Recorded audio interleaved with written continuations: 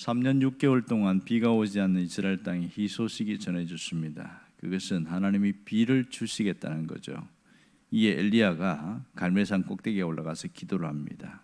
그가 7번까지 기도를 하는데 이제 손만한 작은 구름이 나타났다 이렇게 얘기합니다. 이때에 사환을 보내서 저 밑으로 내려가서 그 아합 왕에게 급히 비가 오니까 빨리 내려가소서 이렇게 이야기합니다. 자, 오늘 우리가 주목할 것은 이 부분입니다. 사실 비가 안 왔어요. 지금 비가 빗방울이 떨어진 것도 아닌데 이제 엘리야는 사환에게 아합 왕에게 가서 빨리 가소서 이렇게 이야기합니다. 그러니 이게 정상적으로 보이지 않지요. 아무리 뭐가 올 느낌이 있더라도 먹구름이 확 낀다든지 뭔가 주변 상황이 비가 올 것 같다 누가 봐도 그렇게 느껴질 때에 같으면 동의가 되는데 햇빛이 쨍쨍하고 아무런 변화가 없는데 갑자기 비 오니까 마차 타고 지금 빨리 이 시내를 지나가십시오 이렇게 이야기를 하고 있단 말이에요. 어떻게 보면 엘리야의 이 행동은 이해할 수 없는 그런 부분이라고 할 수 있습니다. 그리고 이 엘리야의 말을 듣는 이 아합 왕도 좀 이해가 안 됩니다. 왜냐하면 지금까지 엘리야를 잡기 위해서 계속까지 군사를 풀고 수소문하고 그랬단 말입니다. 아합과 엘리야는 원수지간입니다. 철천지 원수지간이에요. 그래서 엘리야를 죽이려고 그렇게 3년 동안 했는데 이제 3년째 돼서 엘리야가 드디어 아합을 만났어요. 그럼 아합이 어떻게 됩니까? 군사를 불러서 엘리야를 잡아서 가둬야 되겠죠. 그런데 이 아합이 이 행동이 특이합니다. 보면 마차를 타고 내려가라고 그러니까 그 말을 순순히 듣고 이스라엘 왕궁으로 들어가는 거예요. 마치 순한 양처럼 그렇게 보이고 있습니다. 어떻게 이게 가능한가? 이게 말이 안 되는 이런 일들이 일어나고 있습니다. 그것은 이 아합이 엘리야를 하나님의 선지자로 그리고 엘리야의 소리를 하나님의 음성으로 들었다는 얘기죠. 하나님의 말씀을 믿었기 때문에 가능한 부분을 알 수 있습니다. 이런 거 보면 그렇게 악한 자도 하나님 말씀을 듣고 깨닫고 그럴 때에 변화가 일어나는 것을 알 수 있습니다. 자, 그러면 엘리야는 왜 아합에게 이렇게 내려가라고 한 것인가? 이게 중요한 것이죠. 그것은 하나님의 응답이 확실하기 때문에 그렇습니다. 엘리야는 응답에 대한 분명한 확신이 있었습니다. 그래서 자신 있게 말할 수 있는 것이죠. 자, 지금 마차 타고 빨리 내려가십시오. 그렇게 이야기를 하고 있습니다. 이것은 확신이 없으면 절대로 불가능한 일인 거죠. 제일 처음 뭐라고 이야기합니까? 큰 비의 소리가 있나이다 이렇게 이야기했어요. 이 아합 왕이 그렇게 이야기하고 난 다음에 갈멜산으로 올라가잖아요. 거기서 7번 기도합니다. 7번. 자, 얼마나 기도했을까? 우리가 확실히 알 수 없지만 최소한 30분씩 기도해도 3시간 반입니다. 그리고 사환에게 지중해까지 가서 저기 수평선에 있는 거기에서 구름이나 뭐가 떠오르는가 봐라 확인을 하라고 했겠죠. 6번째까지 갔을 때에 아무런 변화가 없었습니다. 7번째 갔을 때 손만한 구름이 있습니다. 이렇게 이야기했어요. 그 이후에 비도 오지 않았는데 올라가서 빨리 준비하세요. 이렇게 이야기합니다. 이렇게 할 수 있었던 것은 엘리야가 분명한 확신이 있었기 때문에 가능한 겁니다. 하나님이 비를 내리겠다는 말씀을 믿은 거죠. 18장 1절에 주님이 말씀하신 것을 분명히 믿었습니다. 7번 기도한 이후에 그는 변화가 일어났습니다. 그리고 나서 바로 45절 열왕기상 18장 45절을 보면 조금 후에 이렇게 나옵니다. 조금 후에 시간의 차이가 있습니다. 조금 후에 구름과 바람이 일어나서 하늘이 캄캄해지고 큰 비가 내렸다 이 얘기를 하고 있습니다. 기적이 일어난 거죠. 3년 6개월 동안 비도 오지 않고 이슬도 내리지 않았는데 비가 쏟아지기 시작했다는 겁니다. 오늘 우리가 주목할 것은 조금 후에입니다. 조금 후에 큰 비가 내리는 일이 우리에게도 일어난다는 사실이죠. 조금 후에 응답이 있습니다. 기도한 것은 결코 땅에 떨어지지 않습니다.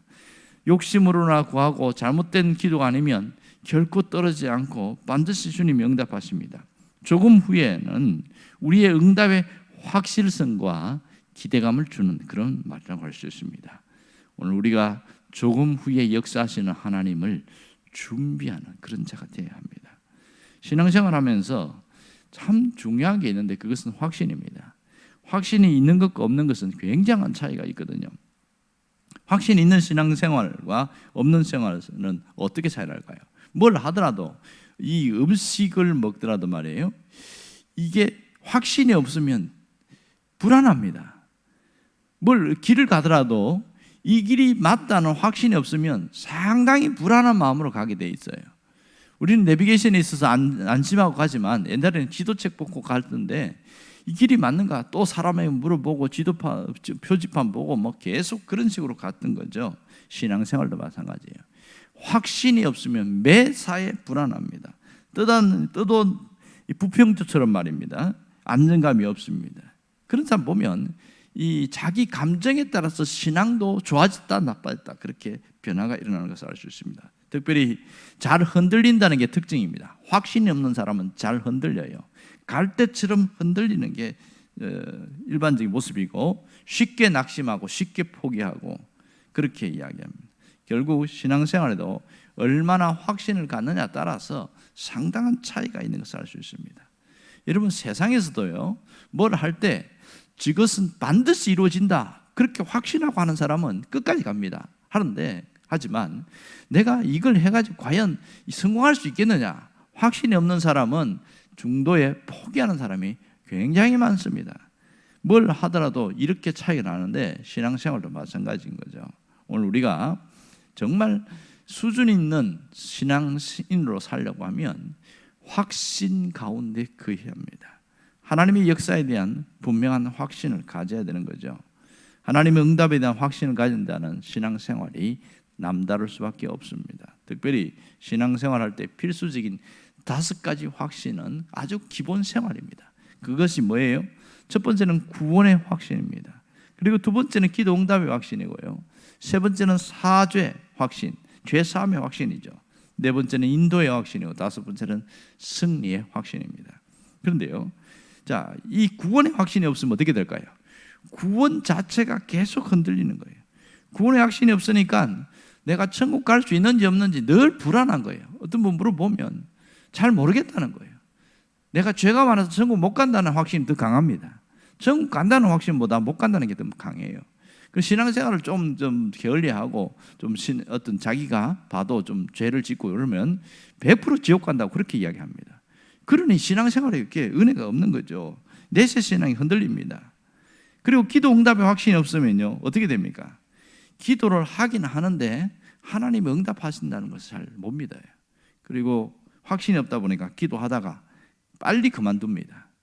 기도를 하다가 멈추는 사람들 대부분 보면 확신이 없거나 확신이 있는데 반쯤 있거나 분명한 100%의 확신이 없기 때문에 하다가 멈추는 경우가 많습니다. 이렇게 이야기해요. 내가 지금까지 기도했는데 아무것도 되는 게 없다, 이루어진 게 없다, 이런 생각을 갖고 하다 보니까 좌절감이 자기 속에서 오는 거죠. 무너질 수밖에 없는 거예요. 그런데 확신이 있는 사람은 10년간 기도합니다. 조지 뮬러의 일기를 보면 자기 친구를 위해서 기도했는데 그 기도가 5명의 친구가 마지막에 안 돌아왔어요. 그런데 죽기 전에 또 한 명이 돌아오고, 그 장례식 이후에 또 한 명이 돌아오고, 그 다음 나중에 얼마 지난 이후에 또 돌아왔습니다. 계속 끊임없이 기도했는데 뮬러는 자기가 돌아온 걸 못 봤어요. 하지만 그 기도가 죽기 전에 돌아오고, 죽은 이후에 돌아오고, 죽은 다음에 얼마 지나서 또 돌아오더라는 거예요. 놀라운 일들이 일어나는 겁니다. 조지 뮬러가 그렇게 기도할 수 있었던 비결이 뭡니까? 30년을 기도해도 응답이 안 되는 그런 사람 기도하다 그만두죠. 뭐 기도 어떻게 하겠어요? 그는 확신을 가졌기 때문에, 하나님이 반드시 구원하신다는 확신을 가졌기 때문에 그 친구들을 위해서 기도할 수 있었던 것이죠. 또 하나는 사죄의 확신이 없으면 우리가 두려움에 빠집니다. 죄의식에 빠져 있습니다. 그래서 여전히 불안에 떨고 있습니다. 인도의 확신이 없으면 어떻게 됩니까? 어떤 결정을 내릴 때에 정확한 결정을 내리는 것을 잘 못합니다. 잘못된 결정을 내리고 또 그 결정 때문에 후회할 때가 참 많습니다. 특별히 하나님의 인도를 받지 못하는 경우가 굉장히 많아요. 우리가 흔히 이런 얘기 하잖아요. 속도보다 중요한 것은 방향이다. 방향이 어디로 되느냐에 따라서 우리 삶이 달라집니다. 잘못된 방향으로 속도를 빨리 가면 돌아오는 시간도 그만큼 많이 걸립니다. 그런데 인도의 확신이 있는 사람은 이것은 하나님이 내게 인도한 길이다.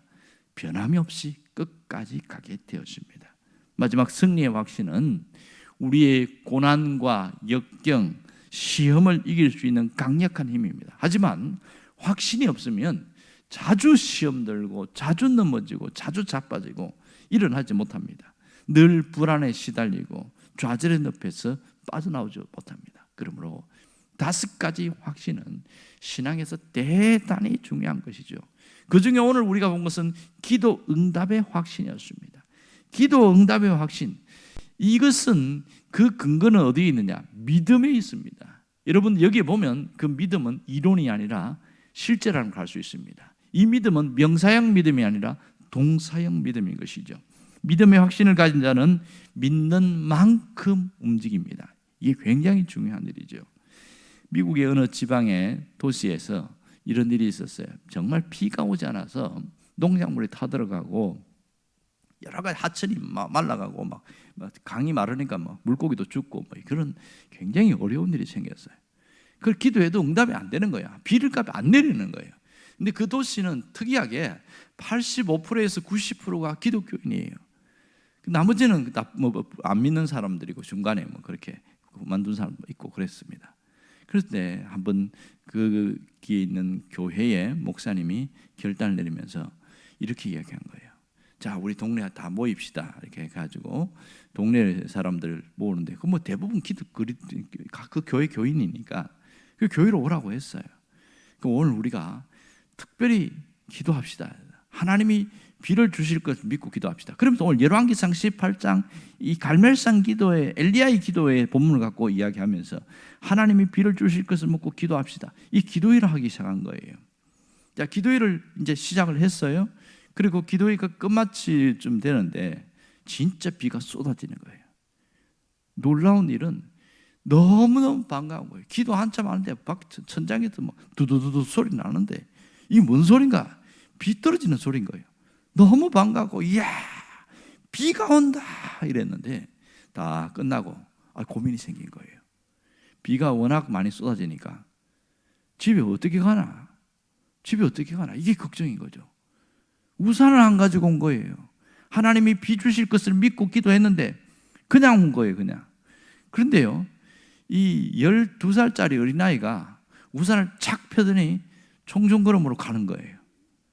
그래서 물어봤어요. 너는 어떻게 우산 갖고 왔니? 그러니까 하나님이 비 주실 걸 믿고 우리가 기도하는 거잖아요. 그러면 하나님 비를 안 주시겠어요? 그러면서 우산을 챙겨왔다는 거예요. 그런 거 보면 이 어린 아이가 어떤 면에서 더 분명한 확신이 있었던 거 아닌가 생각합니다. 어른들은요, 생각이 많아요. 내가 이렇게 기도한다고 오늘 당장 비가 오겠나? 그런 생각을 갖고 있다 보니까 그냥 오는 거죠. 그냥 열심히 기도하는 거죠. 그런 때가 참 많습니다. 어찌 보면 주님이 말씀하신 대로 천국은 이 어린 아이와 같은 마음을 가진 자의 것이다 한 것이 맞는 것 같습니다. 정말로 이런 분명한 확신의 믿음은 우리의 삶의 실제가 되게 합니다. 그래서 히브리서 11장 1절을 보면 믿음은 바라는 것들의 실상이다, 실제다, 그런 얘기를 합니다. 이것은 신앙 안에서만 일어나는 것이 아니라 우리 삶의 영역에서도 강력한 힘이 일어납니다. 그 믿음의 그 역사가 삶의 전기의 힘처럼, 자석의 힘처럼, 어떤 기계의 힘처럼 실제로 나타나게 되어집니다. 어쩌면 보면 성경에 본 모든 기적들은 그 믿음에서 출발되어서 알 수 있습니다. 홍해가 갈라지는 것도 믿음에서 출발했고, 다니엘의 사자의 입이 막힌 것도 하나님께서 그 다니엘의 믿음을 보시고 하나님 그렇게 일하신 것을 알 수 있습니다. 또 사라가 아이를 낳은 것도 믿음 때문이라는 것을 알 수 있죠. 여러분, 믿음은 우리 삶에 기적을 일으키는 능력이라는 것을 알 수 있습니다. 교회가 부흥되기를 바라는 사람을 통해서 반드시 교회는 부흥됩니다. 또 하나님의 축복을 원하는 야곱 사람은 야곱처럼 매달립니다. 그런 사람에게 하나님의 복 주심이 있는 것을 보게 되어집니다. 믿음은 바라는 것들의 실제입니다. 그대로 이루어지는 것이죠. 그러므로 우리가 뭘 해야 되냐? 영적인 시선을 하나님께로 향해야 합니다. 이 점이 대단히 중요합니다. 어떤 분이 그런 얘기를 했어요. 신앙생활은 시선 싸움이다, 이렇게 얘기했어요. 이분은 자신의 경험이 있기 때문에 하는 말입니다. 늘 문제를 바라보고 현실을 바라보고 세상을 바라보면 걱정이 자꾸 밀려온다는 거예요. 그런데 끊임없이 하나님을 바라보면 마음에 확신이 들고 위안이 생기고 소망이 생기니까 걱정이 없어진다는 거예요. 시선 싸움이다. 신앙생활은 시선 싸움입니다. 무엇을 바라보느냐에 따라서 우리 마음이 요동치기도 하고 마음이 편안해지기도 하고 그렇습니다. 여러분, 무엇을 바라보느냐에 따라서 신앙의 상태도 달라지게 되었습니다. 여러분, 우리가 현실 속에서 정말 이겨내려면 시선 싸움을 잘해야 됩니다. 영적인 시선을 하나님께로 향하는 것이 중요합니다. 사람이 흔들리는 이유는 자꾸 시선이 다른 데로 가기 때문에 그렇습니다. 돈에 빼앗기고 사람에게 빼앗기고 취미에 빼앗기고 자꾸 그게 빼앗기고 영적인 것에서 외면하기 때문에 자꾸 흔들리게 되어지는 겁니다. 여러분, 하나님을 바라보라, 성경은 그렇게 이야기합니다. 하나님을 바라보라는 것은 영적인 시선을 하나님께로 향하라는 것이죠. 여러분, 유명한 사건 아시지요? 그 마태복음 14장에 보면 그 예수님이 바다 위로 밤에 걸어오시는 장면 있지 않습니까? 그때 제자들이 풍랑으로 인해서 아주 죽을 고비를 넘기고 있습니다. 그때에 예수 가까이 오시니까 예수님이다. 베드로가 제일 먼저 보고 한 말이 뭐예요? 만일 주님이시거든 저도 바다 위를 걸어서 갈 수 있게 해주세요. 굉장히 도전적인 질문이지요. 그러니까 오라 그랬습니다. 이 베드로가 무리를 걸어갔어요. 굉장한 일이잖아요. 그런데 성경에 뭐라고 그랬습니까? 주변에 있는 바람과 출렁거리는 바다를 보고 빠져들어가는지라, 이렇게 이야기했어요. 그리고 예수님이 이 베드로를 건져 올려가지고 배에 올리면서 한 말이 굉장히 충격적입니다. 뭐라고 이야기하냐면 예수께서 즉시 손을 내밀어 그를 붙잡으시며 이르시되 믿음이 작은 자여 왜 의심하느냐, 이렇게 말합니다. 여러분, 주변에 있는 환경과 상황을 바라본 게 그게 믿음이 작은 모습입니까? 그게 의심하는 겁니까? 성경을 읽으면서 고민에 빠졌어요. 내가 돈이 없어요. 돈 걱정하는 거 당연한 거 아니에요? 몸이 아파요. 그래서 아프다고 이야기하는 거 당연한 거 아니냐고요. 이게 믿음이 작은 것이고 이게 의심하는 것이라고 볼 수 있는가? 그런 고민을 하게 된 것이죠. 그러나 영적인 시선이 빼앗긴 것을 주님은 말씀하고 있음을 알 수 있습니다. 만일 베드로가 끝까지 주님만 바라봤다면 어떻게 됐을까요? 주님이 계신 곳까지 끝까지 걸어갔을 것입니다. 이것은 우리에게 굉장히 시사하는 바가 큽니다. 영적인 시선을 빼앗기지 않기를 바랍니다. 응답의 확신을 가지고 사는 사람, 응답의 역사를 기대하는 사람은 영적인 시선을 빼앗기지 않으려고 몸부림을 쳐야 됩니다. 자꾸만 시선 싸움을 해야 되는 거예요. 그래야 이길 수 있는 것이죠. 그러므로 우리가 정말 끊임없이 훈련해야 될 것은 시선 훈련입니다. 시선 훈련. 그래야 이겨낼 수가 있습니다. 여러분이 어떤 고난과 어떤 시험이 오더라도 시선이 무너지지 않기를 원합니다. 하나님을 바라보는 그 시선이 무너지지 않기를 바랍니다. 주변에 소리가 들어오면 내가 무너져 버려요. 하지만 하나님의 말씀이 내 안에 들어오면 다시 일어날 수 있는 겁니다. 오늘 어떤 일이 벌어졌다 할지라도 하나님을 향하여 시선을 고정할 수 있기를 바랍니다. 세상의 소리가 아니라 하나님의 음성을 들을 수 있기를 바랍니다. 하나님의 말씀이 여러분의 귀에 들리기를 간절히 바랍니다. 기도하겠습니다.